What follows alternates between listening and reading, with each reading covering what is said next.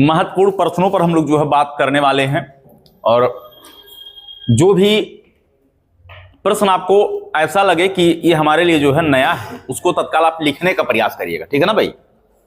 तो सबसे पहले जो है बात किया जाएगा इंडियन सुपर लीग का संबंध किस खेल से है।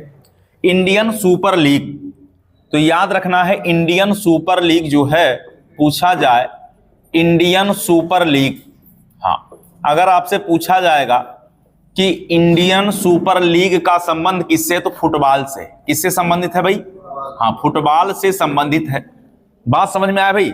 इंडियन सुपर लीग पूछा जाएगा तो ये फुटबॉल से संबंधित है। आपको ये बताना है कि दिल्ली के विधानसभा में कुल कितनी सीटें हैं भाई? दिल्ली के विधानसभा में कितनी सीटें हैं? दिल्ली विधानसभा में कुल 70 सीटें हैं। याद रखना है, अगर पूछा जाए दिल्ली विधानसभा में सीट कितना भाई? हाँ दिल्ली विधानसभा में सीटों की संख्या अगर पूछा जाएगा, हाँ तो बताना है कि दिल्ली विधानसभा में सीटों की संख्या जो है कितना है? 70 है। समझ में आया? इसका मतलब जिसको 50% +1 मिल जाएगा भाई, क्या बन जाएगा भाई? वही दिल्ली का चीफ मिनिस्टर। अभी वर्तमान में कौन है? रेखा गुप्ता। कौन है भाई? रेखा गुप्ता है। समझ में आया? चलिए फिर आपसे पूछा जाएगा कि वर्तमान में भारत का सबसे लंबा राष्ट्रीय राजमार्ग कौन सा है। सबसे लंबा राष्ट्रीय राजमार्ग अगर पूछा जाएगा, हाँ तो क्या बताना भाई? सबसे लंबा राष्ट्रीय राजमार्ग अगर पूछ लिया जाए तो बताइएगा, हाँ NH 44। याद रखना नेशनल हाईवे नंबर क्या? 44। हाँ NH 44 जो है याद रखिएगा ये कहां से, तो याद रखिएगा ये जो है हाँ कहां से जाता भाई? तो NH जो 44 है ये श्रीनगर से कन्याकुमारी तक, हाँ श्रीनगर से कन्याकुमारी तक लगभग 3745 किलोमीटर, 3745 किलोमीटर याद रखना है। हाँ 3745 किलोमीटर, अर्थात ये कहां से? तो जम्मू कश्मीर के श्रीनगर से कहां तक भाई? कन्याकुमारी तक।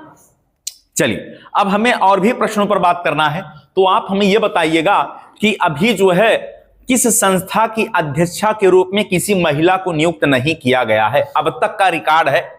ऑप्शन अगर दे दें योजना आयोग, ऑप्शन बी दे दें reserve bank of India, option C दे दें चुनाव आयोग, या ऑप्शन डी दे दें सभी। किसमें अब तक कोई महिला अध्यक्ष नहीं बनी है? याद रहे किसी जो है इसका उत्तर हो जाएगा रिजर्व बैंक ऑफ इंडिया। अब तक कोई भी महिला इसमें हाँ गवर्नर के रूप में नहीं चुनी गई है। तो समझ में आ गया भाई? तो कुछ सवाल हम ऐसे पूछेंगे जिसको लिखना नहीं है, ऑप्शन से ही बता देना। तो अब तक जो है किस संस्था की, हाँ RBI में जो है किसी महिला को अध्यक्ष के रूप में नहीं चुना गया। अच्छा अगर हम भाषा की बात करें तो भाषा हमारे जीवन के लिए क्यों आवश्यक है? अगर भाषा ना हो तो क्या हो सकता है? हम ऑप्शन देंगे। यदि भाषा ना हो तो भाषा के बिना हम एक दूसरे से कट जाएंगे, दूर दूर हो जाएंगे, पहला पॉइंट। यदि भाषा ना हो तो हम अपनी सामाजिक संरचना का निर्माण नहीं कर सकते। हाँ अगर भाषा ना हो तो हम अपने सामाजिक बंधन और में नहीं बन सकते, या भाषा पर ही हमें निर्भर रहना चाहिए। तो क्या ये तीनों बातों में से कौन सी ऐसी बातें हैं जो गलत है? हाँ कौन सी बातें गलत हैं इसमें? तो हमने आपको कहा कि भाषा जो है के बिना अगर भाषा ना हो तो एक दूसरे से लोग कट जाते हैं। भाषा हमें सामाजिक संरचना में बांधता है और हमें योग्य बनाता है। सामाजिक बंधन भाषा पर ही निर्भर है। बिल्कुल करेक्ट, सारी बातें सही हैं। सामाजिक भाषा तो भाषा किसके ऊपर भाई? सामाजिक बंधन भी भाषा के ऊपर निर्भर है। इसमें कोई भी बात गलत नहीं है। हाँ इसमें कोई भी बात गलत नहीं है। तो कुछ बातें ऐसे ही क्या करना? सुन लेना। क्या करना भाई? सुन लेना है। क्योंकि भाषा ही हमें एक दूसरे के नजदीक लाता है, हम आसपास जो है अपने आप को महसूस कर पाते। समझ पा रहे हैं ना भाई? चलिए हम अगले महत्वपूर्ण प्रश्न पर बात करेंगे कि प्रधानमंत्री जन धन योजना की शुरुआत कब हुई? लिख लीजिए, नहीं पता है।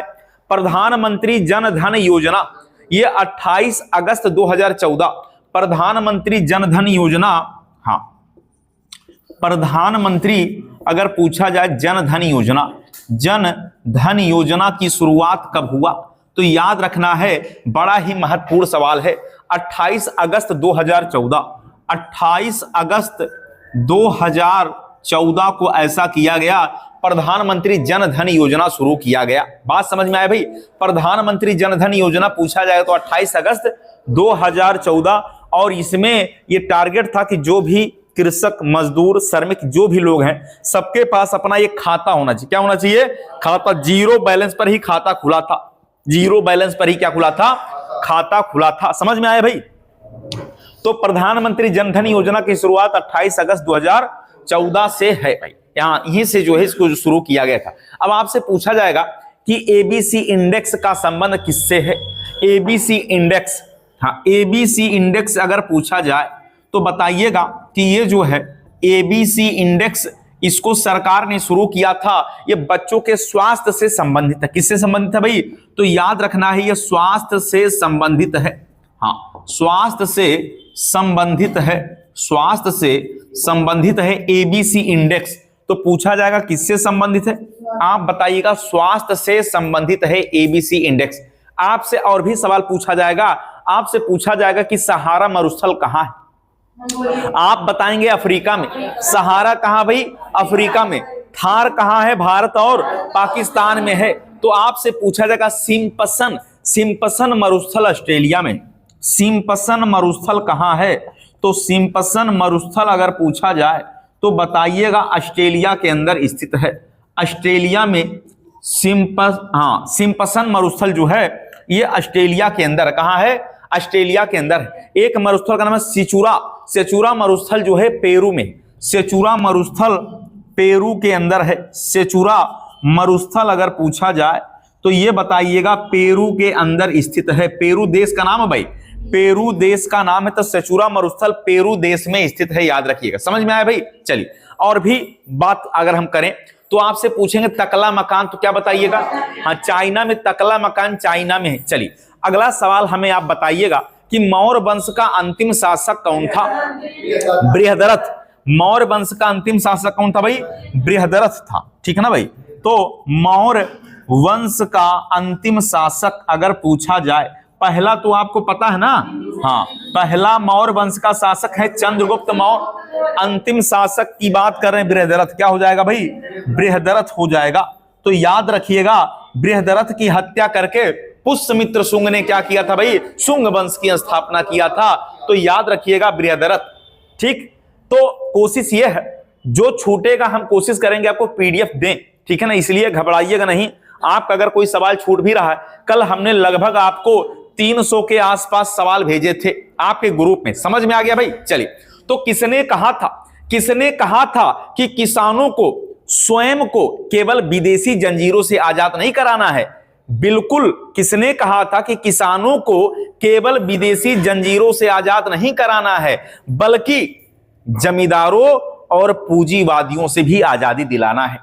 ये किसने कहा था कि हम जो है केवल किसानों को विदेशी जंजीर से आजाद नहीं करा सकते, बल्कि उनको विदेशी जंजीरों के अलावा पूंजीवादी जो हमारे देश में है उनसे भी आजादी दिलाना चाहिए। तो ये स्टेटमेंट जो है ये था किसका? भगत सिंह का। किसने कहा था भाई? भगत सिंह ने कहा था कि किसानों को स्वयं को केवल विदेशी जंजीरों से आजाद नहीं कराना, बल्कि हमें जमींदारों से भी आजादी दिलाना है। ये किसने कहा था? भगत सिंह ने कहा था। तो कुछ बातें केवल सुन लेना, क्या करना है? कुछ बातें सुन लेना है, हर बात को लिखना नहीं है। कुछ स्टेटमेंट जो हमेशा आपके दिमाग में बैठ जाने चाहिए कि हां, ये स्टेटमेंट जो है बिल्कुल सही है कि हम विदेशी ताकतों से, विदेशी जंजीरों से आजाद करा के क्या करेंगे, जब हमारे जमींदार ही किसानों के ऊपर क्या थे भाई? चढ़े हुए थे, उन्हीं का शोषण कर रहे थे। इसलिए भगत सिंह ने कहा कि हमें केवल जो है किसानों को और स्वयं को विदेशी जंजीरों से केवल आजाद नहीं कराना, बल्कि क्या करना है? बल्कि हमें क्या करना है? हमें जो है, हाँ, हमें केवल जो पूंजीवादी विचारधारा के लोग हैं, जो ऐसे लोग हैं सामंतवादी हैं, जो ऐसे लोग हैं जो किसानों का शोषण करते हैं, ऐसे लोगों को भी क्या करना भाई? उनसे भी हमें भारत को क्या करना है? आजाद कराना है। चलिए, सुभाष चंद्र बोस के राजनीतिक गुरु कौन थे भाई? सुभाष चंद्र बोस के राजनीतिक गुरु का क्या नाम था? नहीं पता तो लिखिएगा।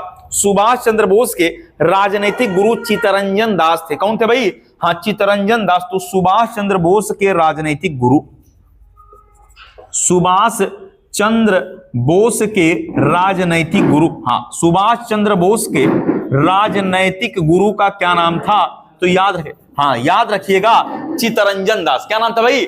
चित्तरंजन दास। सुभाष चंद्र बोस के राजनैतिक गुरु कौन थे? चित्तरंजन दास, याद रखना है, चित्तरंजन दास। चित्तरंजन दास जो है ये सुभाष चंद्र बोस के राजनैतिक गुरु थे। क्या थे भाई? राजनैतिक गुरु थे। सुभाष चंद्र बोस का जन्म आपको पता है 23 जनवरी 1897। 23 जनवरी 1897, 23 जनवरी 1897 को कटक में हुआ था। कटक उड़ीसा में। कहां है?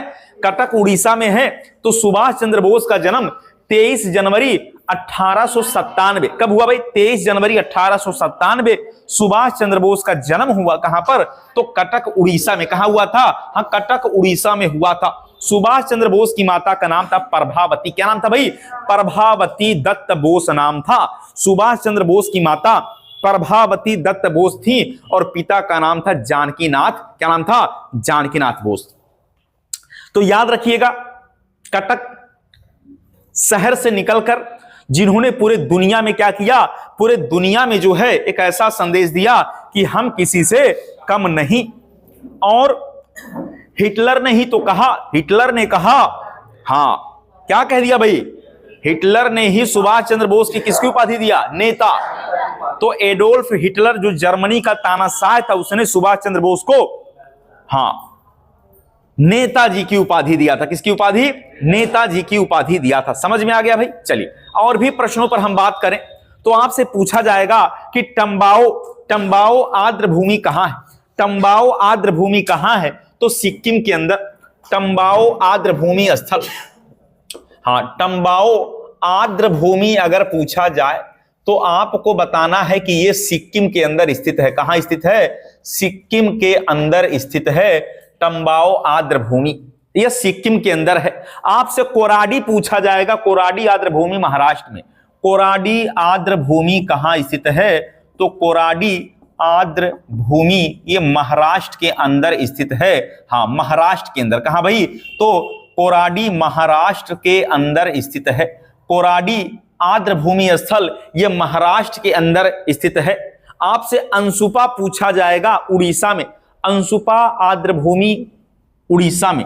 अंशुपा आर्द्र भूमि स्थल अगर पूछा जाए आर्द्र भूमि, तो ये बताइएगा उड़ीसा के अंदर है। उड़ीसा। हाँ, तो ये आर्द्र भूमि स्थल याद रखिएगा। वैसे आर्द्र भूमि को कहते हैं वेटलैंड। हाँ, तो 2 फरवरी को हाँ विश्व आर्द्र भूमि दिवस मनाया जाता है। याद रखना है 2 फरवरी को क्या मनाया जाता है भाई? विश्व आर्द्र भूमि दिवस मनाया जाता है। तो महत्वपूर्ण सवाल है, याद रखना है विश्व आर्द्र भूमि दिवस जो है यह मनाया जाता है 2 फरवरी को ही मनाया जाता है। आपसे पूछा जाएगा सौज झील कहां? क्या सौज झील कहां स्थित है? तो मैनपुरी में। सौज झील मैनपुरी में है। शेखा झील अलीगढ़ में है। लिख लीजिए, नहीं पता है। सौज झील अगर पूछा जाए तो मैनपुरी। हाँ, शेखा झील कहां है? तो अलीगढ़ में। हाँ, सौज जो है झील याद रखना है, सौज झील जो है ये कहां? मैनपुरी के अंदर। कहां भाई? तो मैनपुरी के अंदर स्थित है। और शेखा झील कहां है? अलीगढ़ में। हम लोग कई बार पढ़ चुके हैं। शेखा झील जो है ये अलीगढ़ के अंदर स्थित है। कहां स्थित है भाई? तो ये शेखा झील अलीगढ़ के अंदर है। बखीरा तो पता है ना भाई? बखीरा तो आपको पता ही है, अपने बगल संत कबीर नगर में है। लेकिन सरसई पूछा जाएगा इटावा में। सरसई झील इटावा के अंदर है। तो लिख लीजिएगा सरसई झील कहां है? तो इटावा में। सरसई झील ये कहां स्थित है? तो इटावा के अंदर है। इटावा। बात समझ में आया भाई? सुरहाताल झील कहां है? तो बलिया के अंदर है। सुरहाताल जो है ये झील है। और याद रखना है सुरहाताल झील ये बलिया के अंदर स्थित है। बलिया। समझ में आया भाई? हाँ, तो बलिया में ही अभी जो है हाँ ददरी पशु मेला का जो आयोजन चल रहा है वो कहां पर चल रहा है? बलिया के अंदर है भाई। अब बलिया के अंदर भिरगू बाबा वाला मंदिर भी कहां? बलिया के अंदर ही भिरगू बाबा का मंदिर भी मिलेगा। बलिया बिंदी के लिए प्रसिद्ध है। बलिया बिंदी के लिए भी प्रसिद्ध। आपसे पूछा जाएगा कि तक्षशिला विश्वविद्यालय, तक्षशिला विश्वविद्यालय का उत्खनन किसने करवाया था? तो तक्षशिला विश्वविद्यालय कहां? भाई बिहार के अंदर है। तो जॉन मार्शल। तक्षशिला विश्वविद्यालय का उत्खनन अगर पूछा जाए, तक्षशिला विश्वविद्यालय का उत्खनन, हाँ तक्षशिला विश्वविद्यालय का उत्खनन अगर पूछा जाए तो ये हाँ इसका जो आदेश है वो दिया था किसने? उत्खनन का आदेश आप जानते हैं सर जॉन मार्शल। क्या नाम था भाई? सर जॉन मार्शल के द्वारा हाँ तक्षशिला विश्वविद्यालय का जो है उत्खनन कराने का निर्देश दिया गया था। बात समझ में आया भाई? तक्षशिला विश्वविद्यालय की बात करते हैं। आप नालंदा और तक्षशिला दोनों जान लीजिएगा। वैसे नालंदा विश्वविद्यालय किसने बनवाया भाई? कुमारगुप्त ने। और तक्षशिला विश्वविद्यालय धर्मपाल, हाँ किसने? धर्मपाल ने बनवाया था। तो दोनों बातें याद रखना है, बड़ा ही महत्वपूर्ण सवाल है। और आपसे पूछा जा सकता है कि ये जो है इसको उत्खनन किसने करवाया? तो सर जॉन मार्शल का नाम बताना है। बात समझ में आया भाई? वैसे हड़प्पा सभ्यता की खोज 1921 में किसने? दयाराम साहनी ने। हाँ हड़प्पा तत्काल याद रखना भाई कि हड़प्पा की खोज जो है हाँ हड़प्पा तो दयाराम साहनी ना भाई। दयाराम साहनी कब? हाँ 1921 में। और आपको पता है मोहनजोदड़ो की खोज, हाँ आपको मोहनजोदड़ो भी पता है। तो क्या नाम है भाई? राखल दास बनर्जी। हाँ राखल दास बनर्जी 1922 में राखल दास बनर्जी ने किया था। तो याद रखिएगा अगर पूछा जाए कि किसके निर्देशन में खुदाई हुआ तो सर जॉन मार्शल। क्या नाम था भाई? सर जॉन मार्शल के निर्देशन में ही ऐसा खुदाई किया गया था। तो हड़प्पा, दयाराम साहनी, मोहनजोदड़ो, राखल दास बनर्जी एक दूसरे की जुड़वा राजधानी कहा जाता है। पिग्गट महोदय ने कहा। तो पूछेगा किसने जो है हड़प्पा और मोहनजोदड़ो के एक जुड़वा राजधानी के रूप में कहा था? तो पिग्गट महोदय ने कहा था। लहसुन का उत्पादन मैनपुरी में होता है। कहां होता भाई? लहसुन का उत्पादन कहां होता है? तो लहसुन का उत्पादन सबसे ज्यादा मैनपुरी उत्तर प्रदेश में। कहां पर? मैनपुरी के अंदर होता है। और सेतुआ और प्याज खाना है तो गाजीपुर। प्याज का उत्पादन कहां होगा भाई? तो गाजीपुर के अंदर। वैसे भारत में नासिक, लेकिन उत्तर प्रदेश का गाजीपुर प्याज के लिए प्रसिद्ध है। मिर्चा, देवरिया, हल्दी, ललितपुर। मिर्चा, देवरिया और हल्दी कहां का भाई? तो ललितपुर। मिर्च हो जाएगा देवरिया। और अगर पूछा जाए हल्दी तो बताना है कहां पर? ललितपुर बता देना है, ललितपुर। तो मिर्च देवरिया वाला बड़ा प्रसिद्ध है, लहसुन मैनपुरी और प्याज हो जाएगा गाजीपुर। प्याज कहां का भाई? गाजीपुर का। समझ में आया? तो ऐसे सवाल भी आपके पेपर में आएंगे जो आपको जानते हुए चलना है कि लहसुन मैनपुरी, मिर्च देवरिया, प्याज गाजीपुर का, हल्दी जो है कहां? ललितपुर का हल्दी। समझ में आया? और आप जानते कि हल्दी का जो रंग है वो कुरकुमिन के कारण। किसके कारण भाई? कुरकुमिन के कारण जो है हल्दी तो एक एंटीबायोटिक भी माना जाता है। कहा जाता है कि अगर जो है चोट जो है और पीड़ा की समस्या तो हल्दी और दूध का जो सेवन करने से क्या समस्याएं जो है कुछ हद तक दूर हो जाती हैं। तो हम सोन चिरैया की बात कर लें क्या? हम सोन चिरैया की बात करने वाले हैं। सोन चिरैया कृत्रिम प्रजनन केंद्र कहां स्थित है? सोन चिरैया कृत्रिम प्रजनन केंद्र कहां स्थित है? तो सोन चिरैया की बात करने वाले हैं भाई। सोन चिरैया कृत्रिम प्रजनन केंद्र जो है ये कहां स्थित है? तो कृत्रिम प्रजनन केंद्र जो है ये आपको मिलेगा कहां? याद रहे जैसलमेर पर जो है। कहां? जैसलमेर। और आपको पता ही है कि जो जैसलमेर है राजस्थान में। कहां भाई? तो राजस्थान के अंदर। तो सोन चिरैया की बात कर रहे थे। सोन चिरैया पूछा जाएगा कृत्रिम प्रजनन केंद्र कहां है? तो आपको जैसलमेर बता के चलना। चलिए आपसे पूछा जाएगा उत्तर प्रदेश में क्राफ्ट संग्रहालय कहां? क्राफ्ट पूछा जाएगा, लखनऊ बताइएगा। उत्तर प्रदेश में क्या क्राफ्ट संग्रहालय? हाँ ये अगर पूछ लिया जाए तो बता दीजिएगा लखनऊ के अंदर है। क्राफ्ट संग्रहालय कहां है? तो लखनऊ के अंदर क्राफ्ट संग्रहालय मिलेगा। आपसे पूछा जाएगा कि कांच गैलरी या ग्लास संग्रहालय कहां है? तो उदयपुर में। कांच गैलरी अगर पूछा जाए, हाँ क्या पूछा जाए भाई? कांच गैलरी या ग्लास संग्रहालय उदयपुर में, या ग्लास संग्रहालय उदयपुर में है, या ग्लास संग्रहालय अगर पूछा जाए तो याद रखना है ये उदयपुर के अंदर है। और आपको पता है कि उदयपुर को ही झीलों का शहर कहा जाता है। हाँ, उदयपुर को ही झीलों का शहर कहा जाता है। राजस्थान याद रखना, क्या? राजस्थान याद रखना, राजस्थान। समझ में आया भाई? डाक टिकट संग्रहालय पूछा जाएगा तो उत्तर प्रदेश के सहारनपुर में डाक टिकट संग्रहालय अगर पूछा जाए, डाक टिकट संग्रहालय ये उत्तर प्रदेश के सहारनपुर में, कहां पर? सहारनपुर के अंदर है डाक टिकट संग्रहालय। तो कहां स्थित है भाई? सहारनपुर के अंदर है डाक टिकट संग्रहालय। यह उत्तर प्रदेश का सबसे उत्तरी जिला सहारनपुर। शाकुंभरी देवी का मेला सहारनपुर। कागज के लिए प्रसिद्ध है सहारनपुर। संतरा के लिए प्रसिद्ध है सहारनपुर। किसके लिए भाई?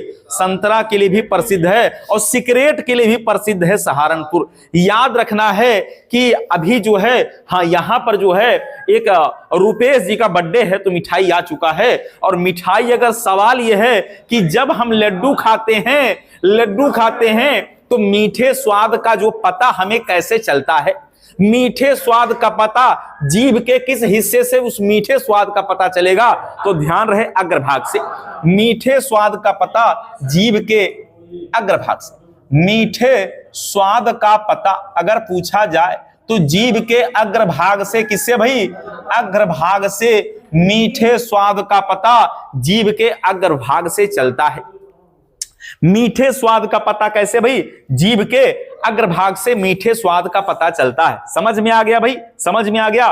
तो मीठा स्वाद इसीलिए कहते हैं जीभ को क्या, सुबह ब्रश करके, दातुन करके उसको साफ कर लेना चाहिए, क्योंकि जो जीभ है उस पे थूक, अम्ल, ये सब जमे होते हैं और साफ नहीं करेंगे ना तो आपको स्वाद ही नहीं पता चलेगा। क्या नहीं पता चलेगा भाई? स्वाद का ही अनुभव नहीं कर पाएंगे। तो मीठे स्वाद जो है ये जीभ के आगे वाले हिस्से से हमें मीठे स्वाद का पता चलता है। याद रखना है, अगर पूछा जाए कि आगे का जो किनारे वाला हिस्सा, जीभ का जो किनारा है, उससे हमें नमकीन के बारे में, क्या नमकीन का पता? जीभ के किनारे आगे, हाँ, ऊपर जो है आगे वाला हिस्सा, ए वाला हिस्सा मीठा, किनारे वाला हिस्सा क्या? नमकीन। किनारे वाला हिस्सा नमकीन। पीछे वाला जो हिस्सा है वो कड़वा। पीछे वाला हिस्सा है तो दवा आगे रखेंगे पता नहीं चलेगा, लेकिन जैसे ही दवा पीछे गए कड़वा लगेगा। तो जीभ के पिछले हिस्से से हमें कड़वे भाग का अनुभव होता है। तो खट्टा कैसे पता चलेगा? हाँ, ये एक किनारे वाला, ये जो पीछे किनारे है, पीछे जो किनारे वाला हिस्सा है उससे हमें कैसे खट्टे का आभास होता। किसका आभास होता है भाई? खट्टे का आभास होता है। आप जीभ निकाल के देखिएगा, जब जीभ आप साफ करेंगे तो उस जीभ के ऊपर छोटी छोटी कलियां दिखाई दे रही हैं। क्या? कलियां दिखाई दे रही हैं। इसीलिए जब कोई गर्म पेय पदार्थ आप पीते हैं तभी आपको उसका अनुभव अच्छे, सूप पिएंगे, ठंडा पिएंगे, पता ही नहीं चलेगा। लेकिन जैसे सूप गर्म करके पिएंगे, गर्म चाय पिएंगे, तो जो कलियां होती हैं वो उसको क्या करती? ऑब्जर्व करती हैं, महसूस करती हैं। तो स्वाद जो है, स्वाद के लिए वो कलियां क्या भाई? बड़ा ही महत्वपूर्ण है। समझ में आ गया भाई? चलिए और भी महत्वपूर्ण मुद्दे पर बात करते हैं। तो आपसे पूछा जाएगा कि ग्रीनलैंड जो है, ग्रीनलैंड द्वीप ये कहां पर स्थित है? तो अटलांटिक महासागर में। ग्रीनलैंड द्वीप जो है कहां है? अटलांटिक महासागर में। याद रखना, ग्रीनलैंड द्वीप अटलांटिक महासागर में स्थित है। ग्रीनलैंड द्वीप अगर पूछा जाए, हाँ, तो ग्रीनलैंड द्वीप अगर पूछा जाए तो क्या बताना भाई?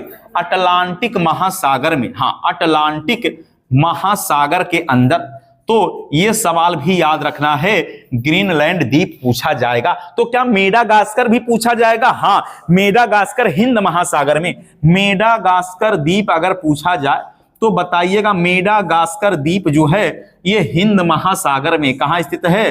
हिंद महासागर के अंदर है। क्या? मेडागास्कर, हम मेडागास्कर हिंद महासागर के अंदर है। आपसे लुजोन द्वीप पूछा जाएगा तो प्रशांत महासागर में है।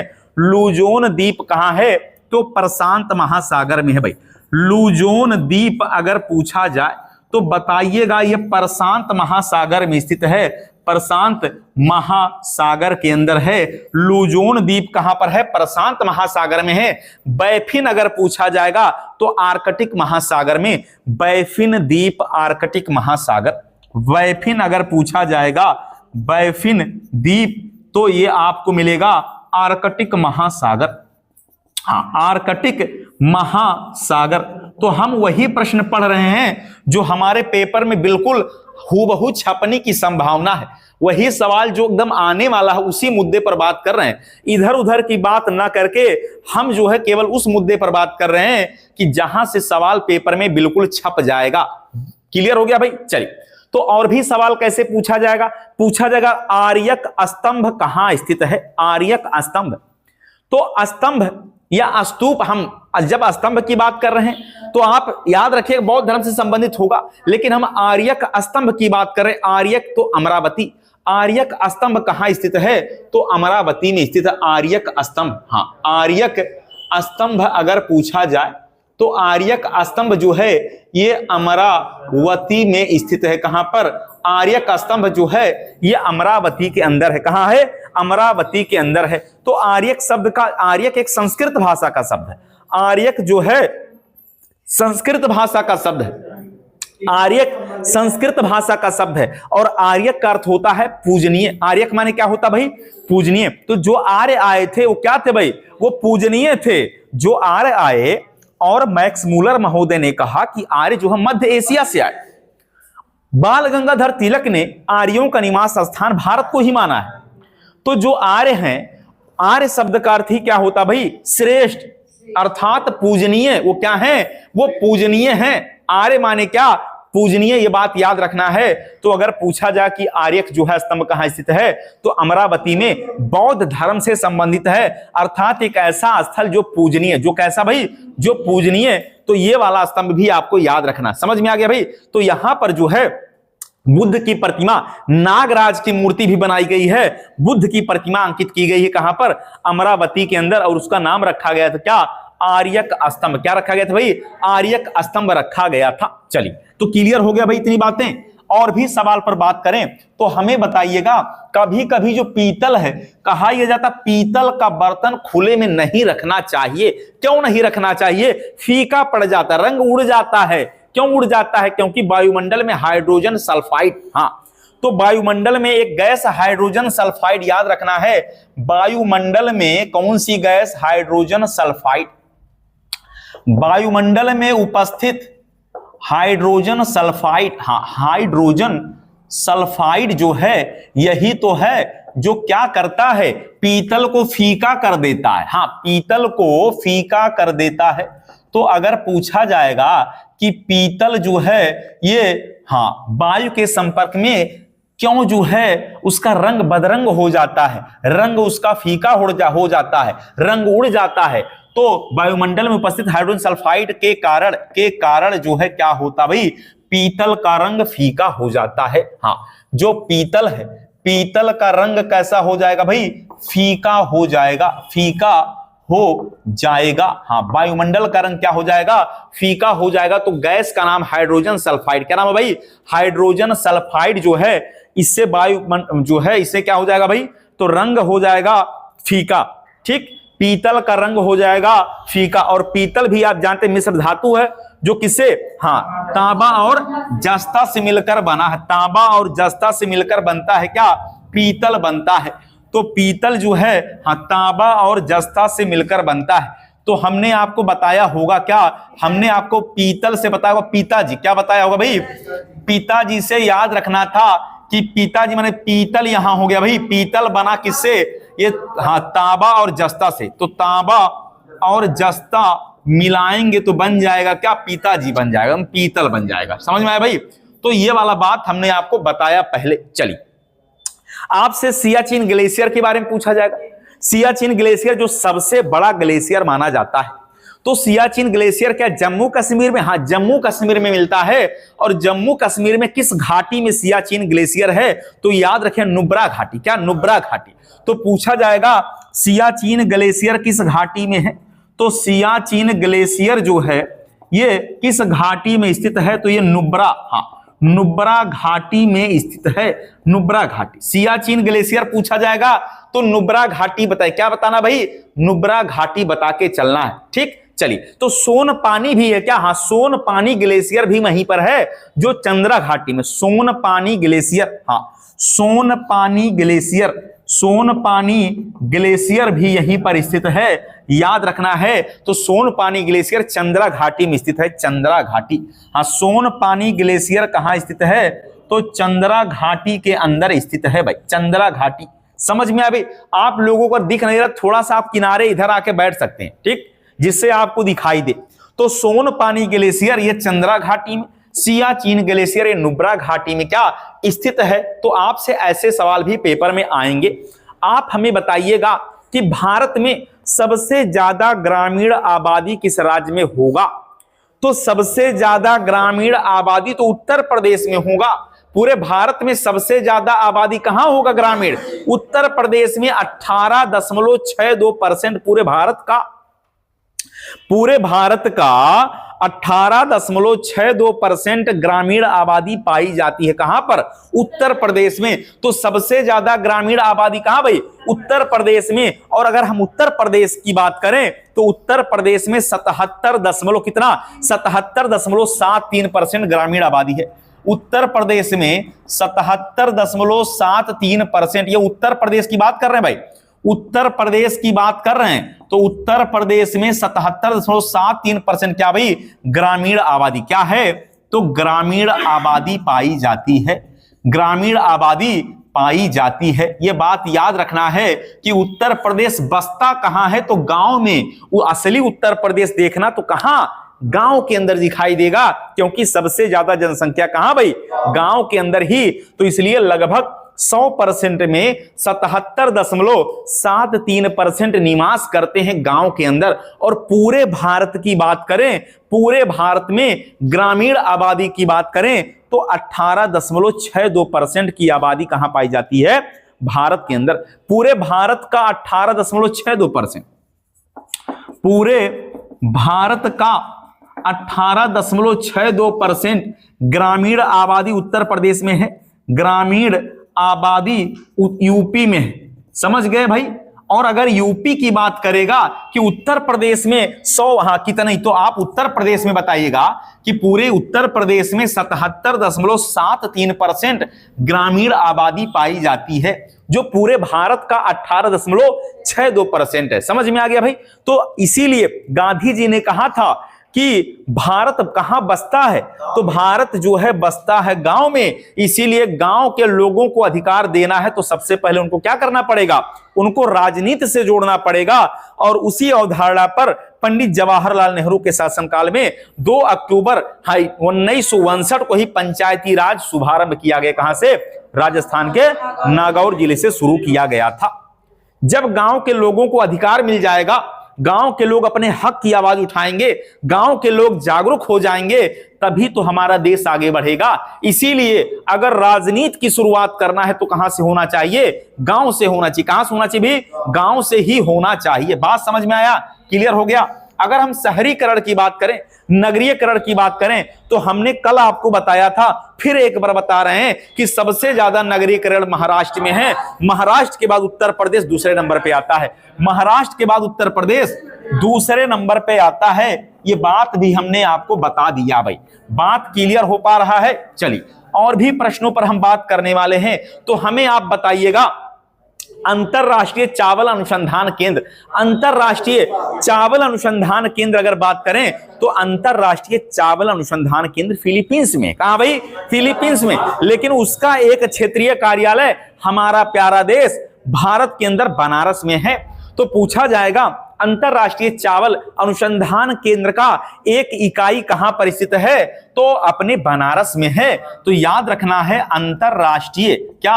अंतरराष्ट्रीय चावल अनुसंधान केंद्र। हाँ, चावल अनुसंधान केंद्र का दक्षिण एशियाई, याद रखना है। हाँ,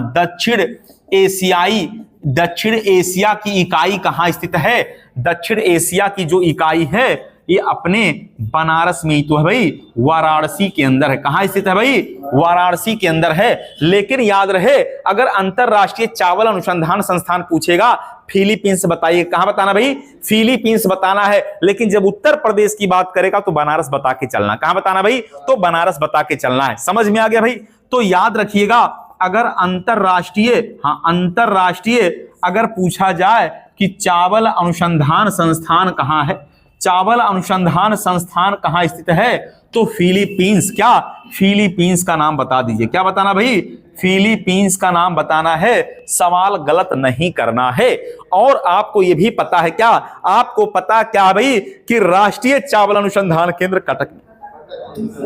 हाँ, अगर पूछा जाए कि भारतीय चावल अनुसंधान केंद्र कहां है, राष्ट्रीय चावल अनुसंधान केंद्र कहां, कटक में। हाँ, तो हाँ, राष्ट्रीय चावल अनुसंधान संस्थान, चावल अनुसंधान संस्थान अगर पूछा जाए तो याद रखना है, चावल अनुसंधान संस्थान मिलेगा कहां, कटक के अंदर।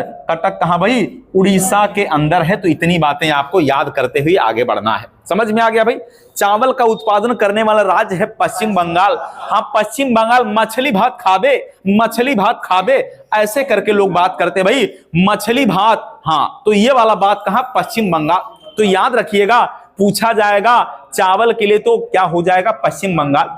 गेहूं के मामले में पहला स्थान उत्तर प्रदेश का है, गेहूं उत्तर प्रदेश। लेकिन उत्तर प्रदेश में अगर चावल की बात करें तो चंदौली।